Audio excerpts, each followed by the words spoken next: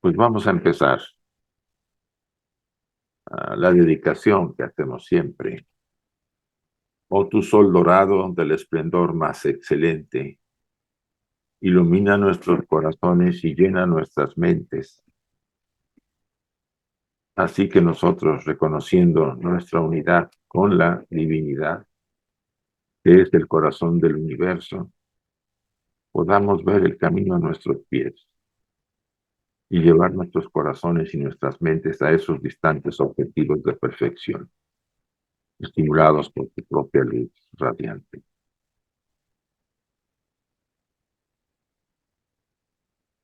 Así sea. La meditación, oh Pushan, oh sustentador de todo, abre los labios de la verdad, ahora ocultos bajo áureo velo, para que los devotos de la verdad podamos ver.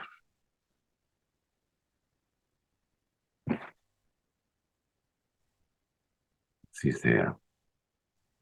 Bien, pues como siempre presentamos el cartel de nuestro estudio, que ustedes vean las fechas que tenemos en octubre, en noviembre y en diciembre. Ahorita en noviembre pues es la segunda del mes de noviembre, todavía tenemos el 21 y el 28.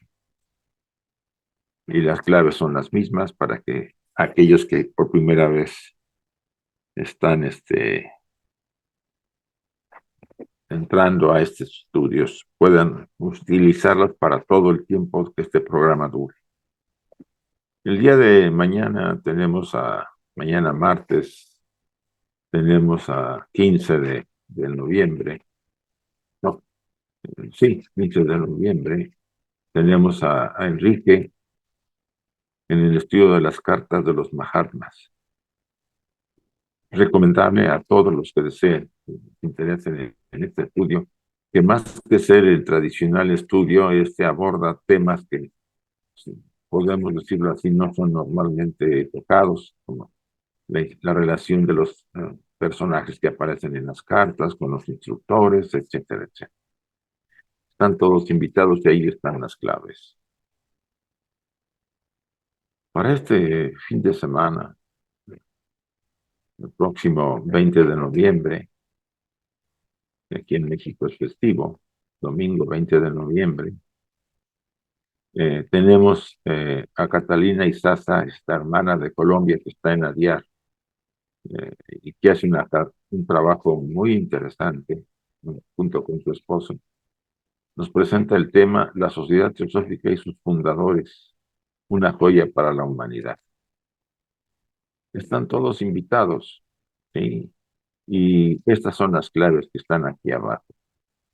Este tema está muy dirigido por Magali, que es la que coordina. Y recuerden los horarios, sí, importante que lo tengan en cuenta. Pues vamos a empezar con este párrafo que dejamos la sesión anterior.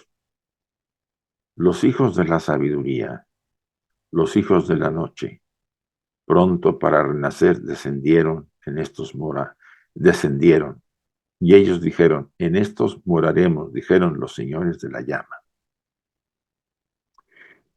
Estamos hablando de de las primeras jerarquías que bajan, que descienden a mediados de la tercera raza raíz, Lemur. Porque el siguiente parte del esloka dice, en esta esloka los hijos de la sabiduría y los hijos de la noche son términos sinónimos, o sea, se utilizan de forma sinónima. Aunque más frecuentemente se les nombra los manasaputras o los hijos de la mente, o de nuevo señores de la llama, significando manas, el principio mental. Esas son las jerarquías eh, que nos hicieron seres humanos porque nos dieron la mente, nos despertaron la mente, y en otros casos ellos entraron para darnos la mente. Hay una serie de formas que hemos visto en la antropogénesis respecto a este párrafo, ¿no? Los que descendieron con el fuego de la mente hicieron a que esos hombres que eran amentes en su momento se convirtieran en seres humanos. Estos seres superiores ayudaron en el desarrollo evolucionario de la humanidad durante la tercera raza, como lo acabo de decir. Fue sumamente importante esta etapa, ¿no? Aunque ya había habido antecedentes en la raza hiperbórea, la segunda raza raíz, de ciertas jerarquías que habían activado la mente en los seres etéricos que estaban en esa etapa todavía mucho menos denso que en la etapa lemur. Es en esta etapa, a mediados de la tercera subraza de la raza lemur, cuando se produce ese descenso, vamos a llamarlo así, de los Manasaputras, de los Anishvata, todos ellos con el poder del fuego de la mente para dárselo al hombre. Y aquí está muy relacionado, si ustedes analizan los pasajes del Antiguo Testamento, en el Génesis, de forma simbólica, si ustedes analizan los símbolos en el paraíso, ¿no? Estaba primero Adán solo, vivía en el paraíso en un estado, pues se puede decir, semi-inconsciente, porque él estaba desnudo y merodeaba por ahí, ¿no? Entonces, dice el pasaje, ¿no? Que las ciertas jerarquías lo durmieron para darle una compañera, ¿no? Sacaron una costilla e hicieron a Eva. Pero los dos seguían desnudos y seguían inconscientes al no darse cuenta de la mutua existencia. Por eso el desnudo no les afectaba, no les introducía ningún rechazo o atención, ¿no? Pero estas mismas jerarquías, una de ellas le dice que estaban en el jardín del Edén, que podían disfrutarlo, pero que había dos árboles, ¿no? Que no podían tocar, el árbol del bien y del mal y el árbol de la vida eterna. Pero bueno, si pensamos en una serie de seres que se acerca sobre todo a la parte femenina de Adán, vamos a llamarlo así. Se acerca el árbol y es tentada por una serpiente, ¿no? El árbol del bien y del mal. La serpiente tiene que ver mucho con las jerarquías divinas, ¿no? Que viendo a las mujeres de la tierra, las tomaron y se mezclaron y tuvieron hijos con ellos. Y esos hijos fueron gigantes e instructores de la humanidad. Todo este pasaje es cabalístico y ustedes pueden analizarlo a la luz de la enseñanza oculta. Más abajo el siguiente párrafo dice, ellos son llamados los hijos de la noche porque habían alcanzado su estatus superior en un Manvantara anterior. Yo me atrevo a hablar de lo que dicen los Puranas, ¿no? Del universo anterior, del Manvantara anterior a ¿no? El Manvantara de la oscuridad en teoría, o de la luz verdadera, ¿no? Y este es el de la materia, ¿no? El Manvantara de lo material, de la oscuridad, el que estamos, el universo material es y el anterior fue el universo espiritual de la luz. Ellos, vamos a decir, ellos vienen de ese universo, aunque aquí aparece como, vamos a ir llamados hijos de la noche, ¿no? Porque así fue considerado en la mitología, en la obra hindú de los Puranas, si ustedes la consultan. Esto lo hemos visto ya con cierto detalle.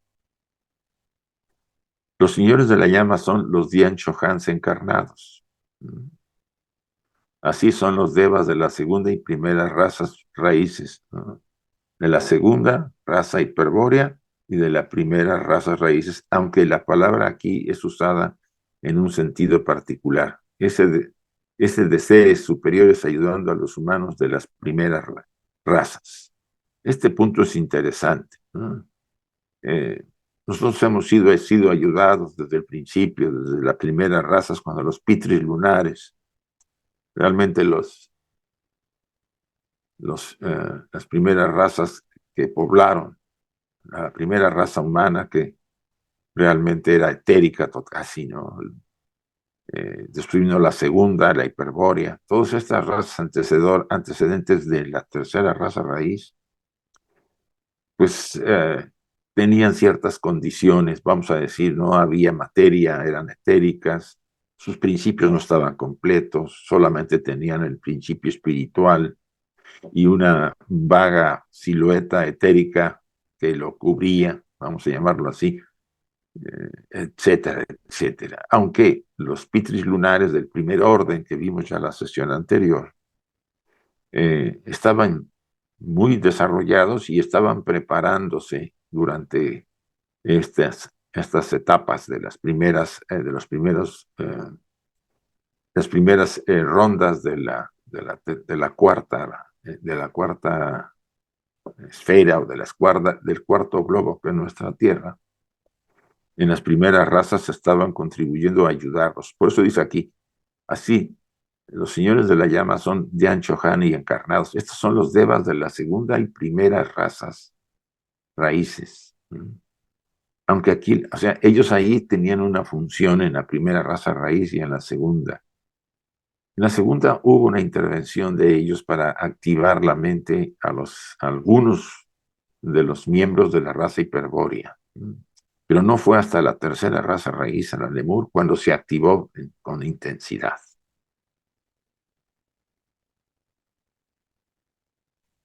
Literalmente la palabra Deva o ángel, que también la conocemos así, significa un ser brillante, que aparece en unas imágenes. Está derivada del verbo raíz dip, brillar, y es usualmente dada a un ser celestial. O sea, aquí viene una definición de lo que es un Deva, un ser celestial. En este caso particular, los devas de la segunda raza raíz significan los asuras y kumaras que encarnaron en los vehículos de la segunda raza raíz, citando un comentario del libro de Xian.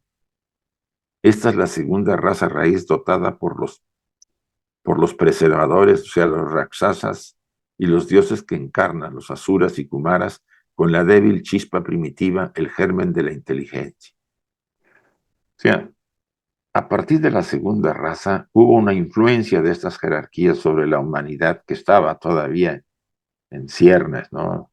Seres gigantes y etéricos, poco más materiales que la primera raza, influyeron para activarles la mente, ¿no? Pero como dice ahí, el germen de la inteligencia era muy pequeño, era muy débil, vamos a decir. La chispa primitiva estaba muy debilitada todavía. Fue por eso que hasta la tercera raza que se dio el paso más importante. Literalmente la palabra de Dios, perdón, aquí lo repetí. Y pasando a la primera esloca de la estancia séptima de la primera serie, está presentada como si un gurú estuviera instruyendo a su discípulo. Y Lanu o Chela, los Lanús o Chelas son los nombres de los discípulos que se les da, sobre todo en el Oriente, en las tradiciones budistas y de otras escuelas, ¿no? Lanu, o sea, discípulo, Chela, eso es un poco más que a principiante, etcétera. Dice aquí la esloca, he aquí el principio de la vida informe, senciente. Primero el divino vehículo, el uno, que procede del espíritu de la madre. Este tema, ¿se acuerdan ustedes con nuestro diagrama, ¿no? ¿Cómo fue el que hicimos? Este es el universo. Dice, las jerarquías arrupa los dioses de la primera creación, la creación primaria, y esta es la creación secundaria. Esta es la creación de la luz y esta es de la oscuridad o tinieblas de la materia.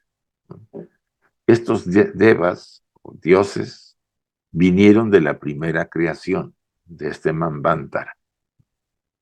Y después de un descanso, volvieron a retornar para entrar en la segunda creación y participaron en la, vamos a decir, en la formación, en la activación de las jerarquías de los seres humanos, ya en la tercera subraza de la raza Lemur. Este antecedente es muy importante. Pero si ustedes analizan, si ustedes ven acá, nos rodea a todo nuestro universo la seidad o lo absoluto, la fuerza única sin causa.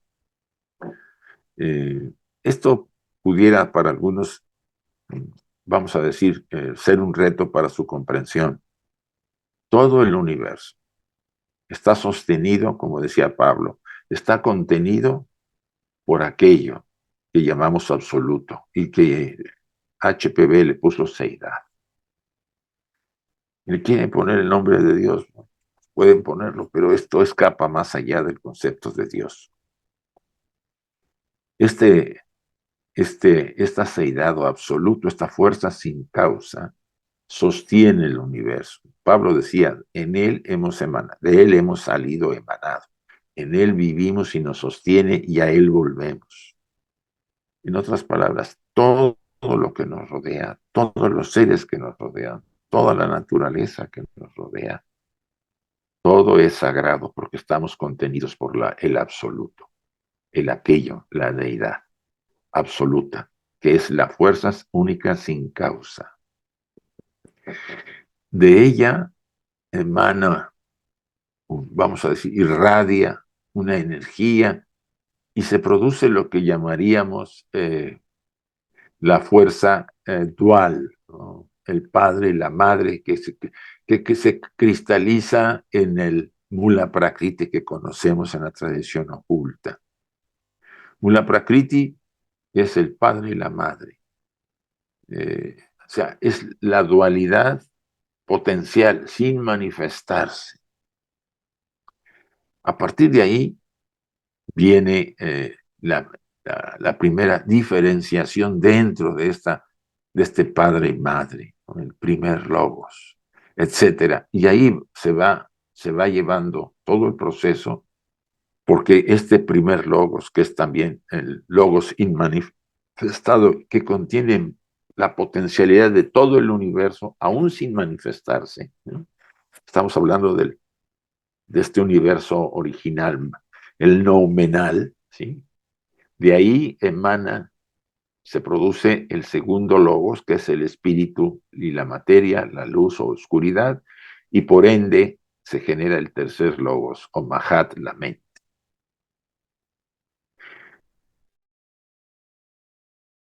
Algunos puntos en la obra de Taine de El hombre, Dios y el universo, sobre todo en lo que corresponde al tema de la seidad del absoluto, y clarifica muchas cosas. Yo recomendaré a algunos que lean el primer capítulo y el segundo capítulo del hombre, Dios y el universo.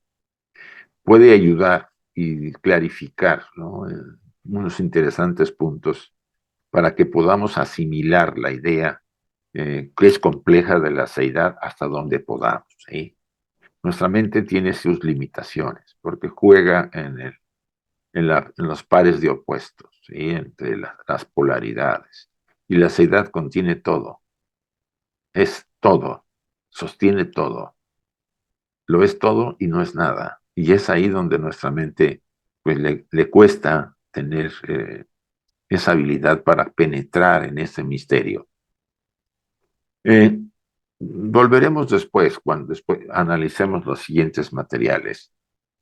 Después dice el espíritu, Atma Buddhi, o espíritu alma, de nuevo, ¿sí? A los tres logos.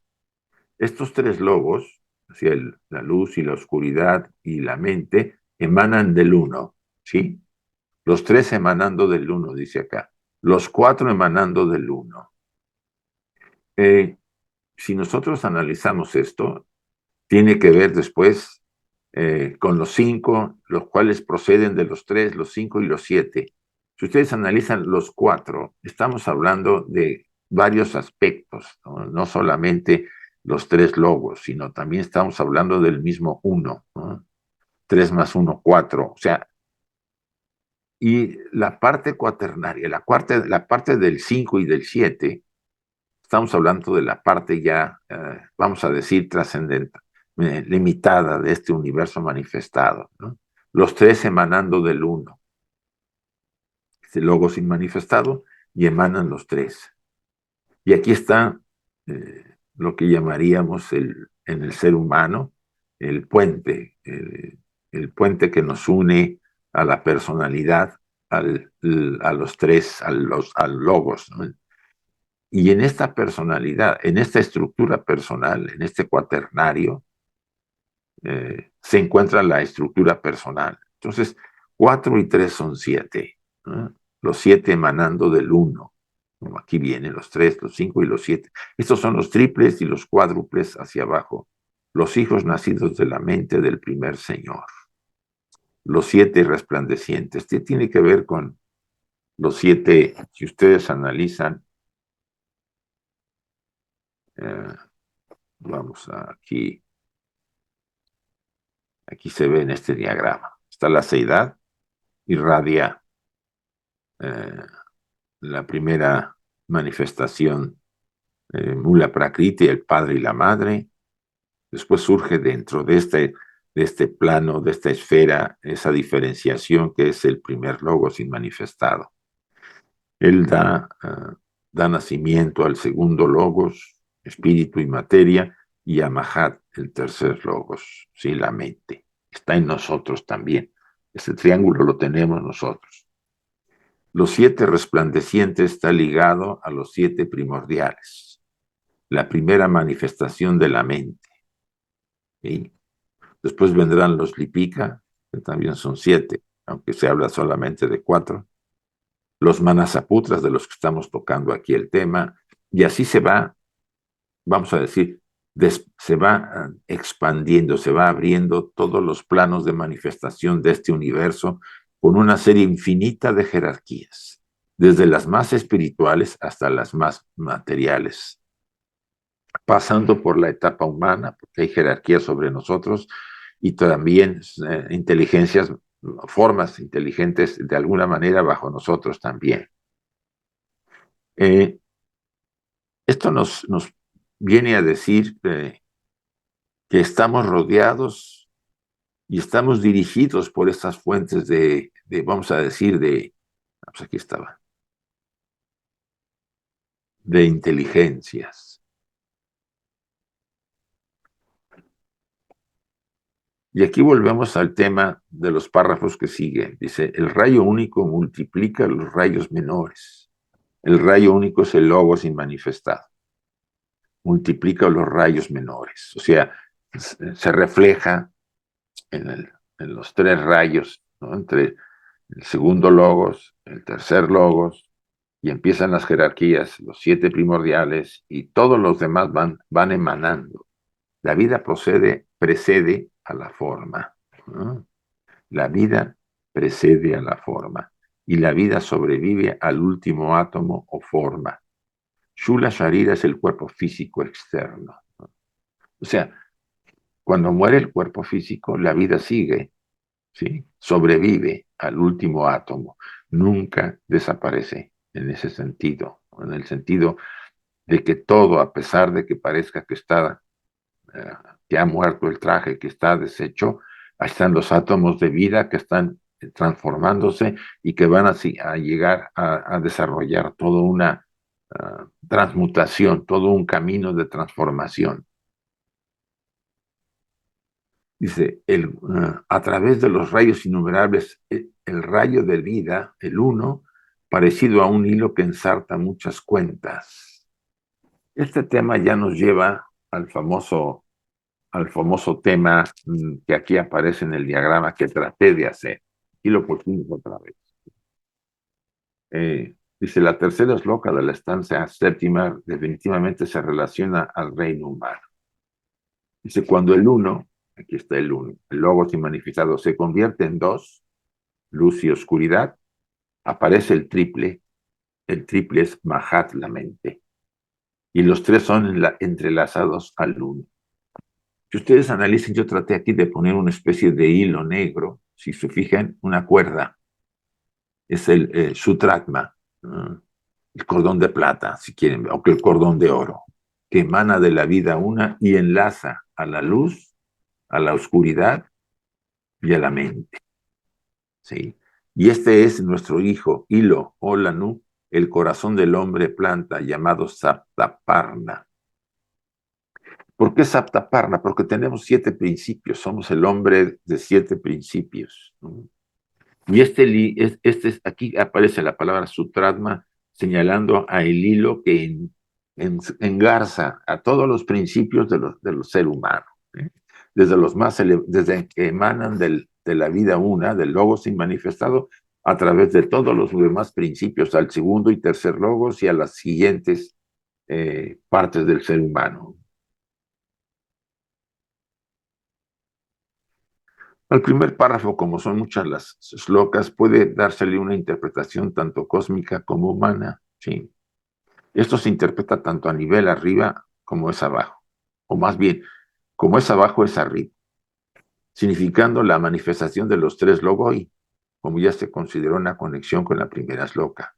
Una exposición adicional se añade ahora y se dice, cuando el uno se convierte en 2, aquí está el uno, irradia y se convierte en 2, espíritu, materia, luz o oscuridad, y por supuesto en el ser triple porque surge la mente, Mahat. Dice, cuando el uno se convierte en 2, el triple aparece. O sea, cuando el uno eterno lanza su reflejo en la región de la manifestación, aquel reflejo, el rayo, diferencia a el agua del espacio. El caos se convierte en andrógino. El agua es incubada por la luz y el ser triple brota con su primogénito. Ese es el ser triple. ¿Sí? El ser triple brota como su primogénito, como el hijo del uno. En realidad, los 3 logos son el uno, de alguna manera reflejado en el mundo ya, como dice acá, en la región de manifestación. Es el reflejo del rayo, este es el rayo que emana del uno, y lo ven ustedes, en las aguas del espacio, en Mula Prakriti, ¿sí? En la primera parte, en la Gran Madre, ¿no?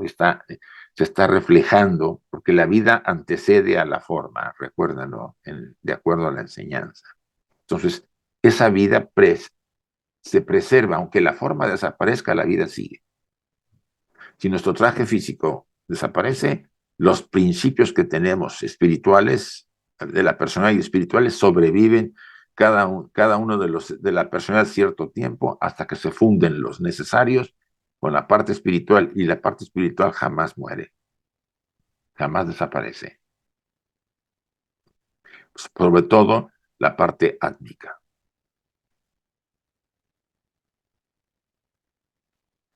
El segundo párrafo da uno de los términos simbólicos usados en la filosofía esotérica para el hombre. Saptaparna, ya les dije, la flor de 7, aquí traducida el hombre planta, por la razón de que parna significa una hoja y sapta 7, significando por ello los 7 principios de la constitución humana, que aquí el cuerpo físico, el cuerpo etérico, linga sharira, el cuerpo emocional, el cuerpo mental y el cuerpo espiritual, que se divide en buddhi y atma, ¿no? Hay 7. Aquí aparecen 2, 3, 4, están en menor cantidad, pero son 7 principios, ¿no? Cuerpo espiritual, aunque Buddhi, la mente, que podemos hablar de 2, ¿no? La mente superior y la mente concreta. Kamarupa, o el cuerpo emocional, el prana, la vitalidad. Linga Sharira, el doble etérico. Y Shula Sharira, que es el cuerpo físico. O sea, hay 7 aspectos. Aquí se puede incluir o no incluir a Atma como un principio, pero más que un principio es a partir de Buddhi, para abajo. Al cuerpo físico se le podría incluir. Dice, los 3 principios enlazados en uno son Atma, Buddhi, Manas. Ya vamos, los 3 de arriba. Atma, Buddhi y Manas. Nuestro hilo significa el Sutratma. Todos están unidos. El significado de nuestro hilo es ulteriormente elaborado. Es el hilo que nos conecta. Dice, aquí vuelvo a ponerlos, se fijan, aquí tenemos al logos inmanifestado, a la emanación de logos, el espíritu, la luz y la oscuridad, la materia. A esto se le llama el ser triple, o en términos, el vigilante. Esto es lo realmente eterno en nosotros, el vigilante. Por eso dice el párrafo: desde el primer nacido, el hombre primitivo primero, el hilo entre el silencioso vigilante es esta parte. Y su sombra, nosotros somos la sombra del vigilante, somos la copia, se hace más y más fuerte y radiante a cada cambio, a cada encarnación. O sea, nosotros somos, nuestra estructura es la sombra, una sombra porque va a transformarse, va a deshacerse, va a desaparecer, es finita. En cambio, el ser triple o el vigilante es eterno. Podríamos explicarlo así. Esa parte es importante que la consideremos. Dice: el vigilante silencioso se usa para la mónada, su sombra, la evanescente personalidad, o sea, nosotros. HP añadió esta explicación además.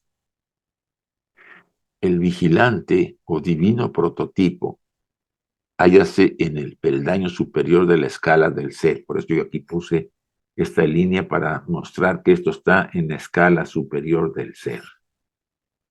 Su primario, el espíritu Atma, es uno, por supuesto, con el espíritu universal, único para Atma.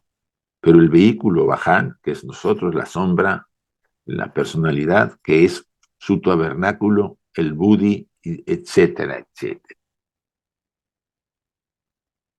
O sea, el vigilante tiene su sombra, que es la estructura inferior.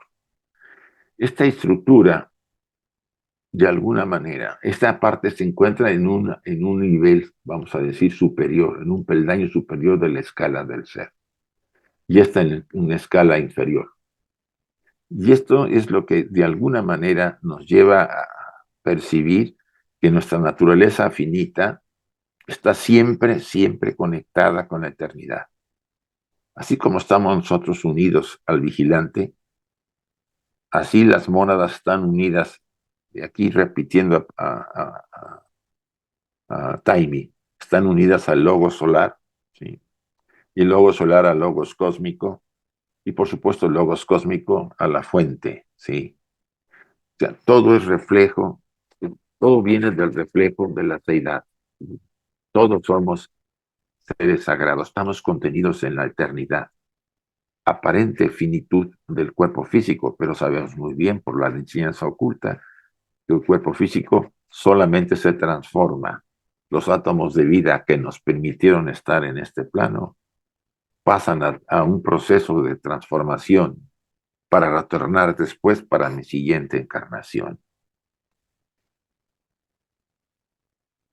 Ahora quisiera tocar, como le dije yo a algunos en la sesión anterior, el tema de los avatares, ¿sí?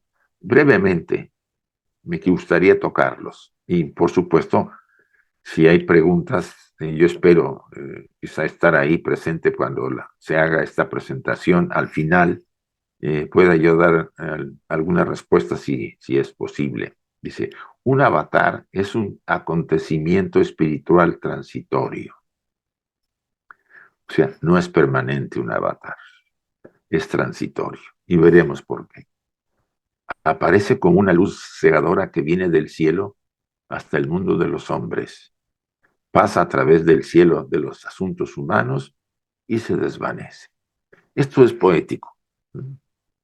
Y es poético porque esa es la función del avatar, ¿no? Lleva a cabo una función puntual por la que desciende al mundo de los hombres, ¿sí?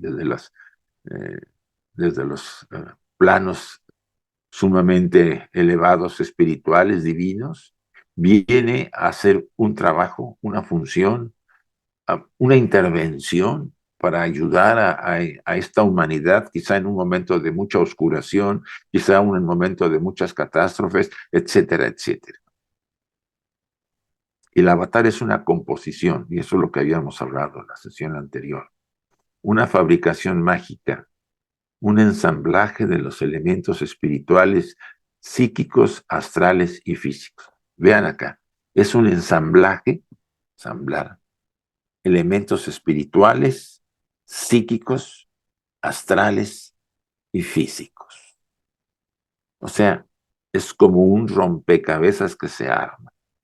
La parte espiritual, la parte psíquica, la parte astral, las emociones y la parte física.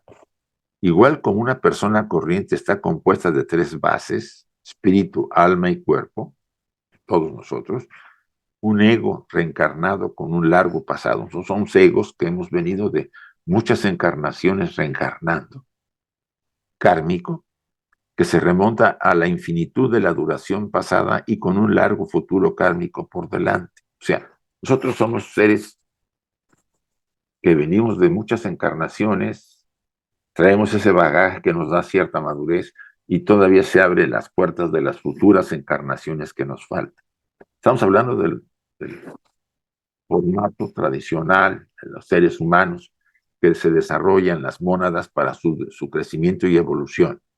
Pero en el caso del avatar es una excepción, sí que nos quede claro.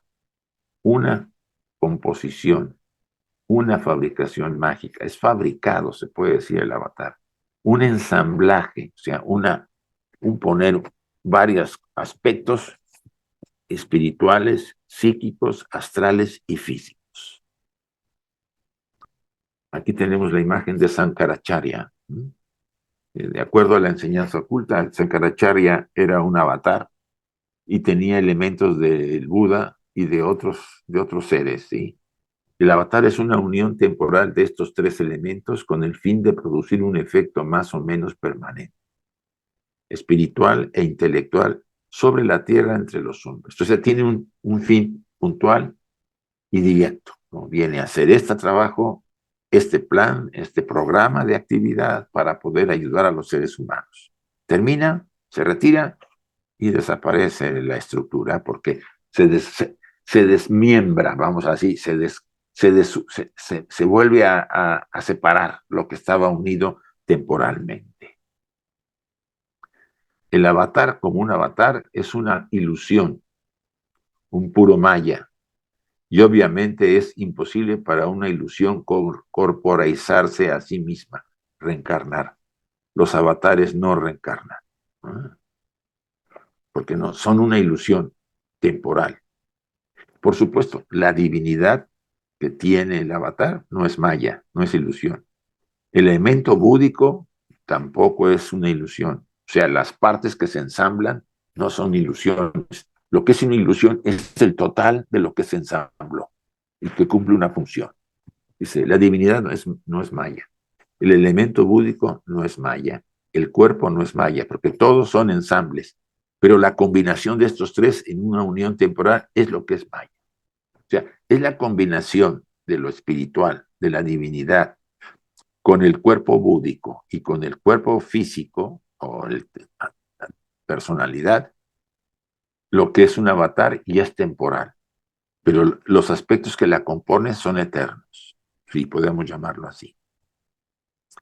Esa forma engañosa no tiene pasado ni futuro, porque ni tuvo encarnaciones previas, ni tendrá renacimientos futuros, ¿no? Esto es fuerte para los avatares. Dice, no tiene nada que ver con el karma. Pues sí, porque no es un ser real, es una ilusión, ¿no? Una ilusión que si nosotros la viéramos nos parecería verdaderamente una entidad, un ser, una personalidad, una estructura real, pero es una ilusión ensamblada, ¿no? No tiene nada que ver con el karma, que por consiguiente no tiene control sobre él, el karma sobre un avatar no lo afecta. Esta parte del párrafo final dará para mucha reflexión. Yo espero que la meditemos y que estemos de alguna manera, yo confío en que nos podamos conectar, sí, al final de la presentación que me haga el favor, Chuy, de hacer, para poder responder a preguntas que contiene este material que estamos presentando el día de hoy. Vuelvo a repetir el último párrafo, me parece importante. Dice, esa forma engañosa no tiene pasado ni futuro, se refiere al avatar, porque ni tuvo encarnaciones previas, ni tendrá renacimientos futuros. No, fuerte en este sentido, comparado con los seres humanos, Nuestras mónadas tienen encarnaciones previas y tendremos eh, renacimientos futuros. No tiene nada que ver con el karma, porque no es un ser al que acumula karma. Por consiguiente, no tiene control el karma sobre él. Es un punto interesante. El karma no afecta a un avatar, porque no reencarnó, porque fue una formación temporal ilusoria, formada por seres reales, espirituales, búdicos, mentales, o sea, la mente, el cuerpo físico, etcétera, pero que cuando se desensambla el avatar, desaparece el ser, entonces no hay karma, ni le afecta al karma, ni genera karma. Pues está chistoso esto, ¿verdad? Pero es muy interesante. Bien, eh, me gustaría que dejáramos hasta acá esta sesión. Hemos empezado un poco antes, ¿no? Sí, ya llevamos más o menos 3/4 de hora, casi un poco más. Probablemente para que a mí también me permita hablar responder sobre el tema de los avatares mañana y podamos quizá ampliar más algún punto que ustedes hayan estado viendo en la presentación que me está haciendo el favor Chuy de grabar. Muy bien, pues solamente deseo cerrar esta presentación haciendo la invocación que hacemos siempre. Oh vida oculta que vibras en cada átomo. Oh luz oculta que brillas en cada criatura. Oh amor oculto que todo lo abarcas en la unidad. Que cada ser que se sienta uno contigo sepa por lo tanto que es uno con todo lo demás.